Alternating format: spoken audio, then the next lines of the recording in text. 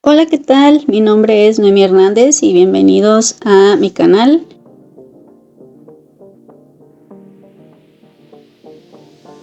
He estado subiendo algunos videos de prácticas con pintura al temple de huevo, con la preparación más sencilla que nada más requiere una yema y 5 partes de agua. En otros videos te he mostrado que esta preparación la puedes combinar con los pigmentos para crear tu propia pintura.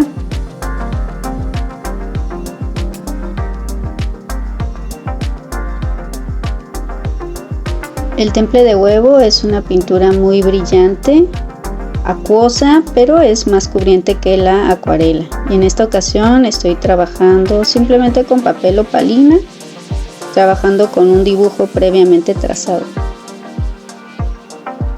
En esta ocasión lo que quiero mostrarte es cómo el temple se puede ir trabajando en capas.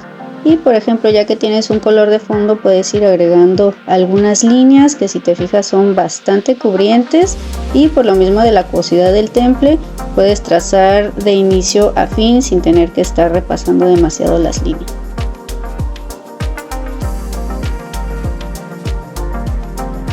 La cantidad de pigmento tú la vas determinando. Obviamente si le pones más pigmento la pintura será mucho más cubriente. Si le agregas más preparación de temple, pues la vas a hacer más translúcida. Por ejemplo, para las áreas más grandes utilicé el temple con mucho más preparación y menos pigmento para que el amarillo y el azul quedaran más translúcidos. Y por ejemplo ahorita estoy agregando algunas líneas y otras partes con la pintura mucho más saturada. Esto es con más pigmento para pues poco a poco ir creando mucho mayor contraste y volumen.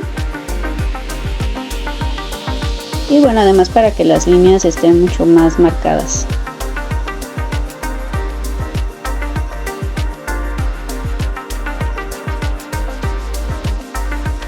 Aquí te voy a dejar el enlace para el video de la preparación, que como te decía, esta es la pintura al temple de huevo, de la preparación más sencilla que solamente lleva agua y yema.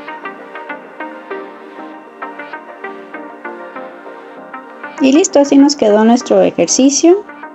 Como puedes ver, el temple es una pintura muy económica, bella, el color es muy brillante. Te invito a que te suscribas al canal para que veas más ejercicios con esta bella técnica.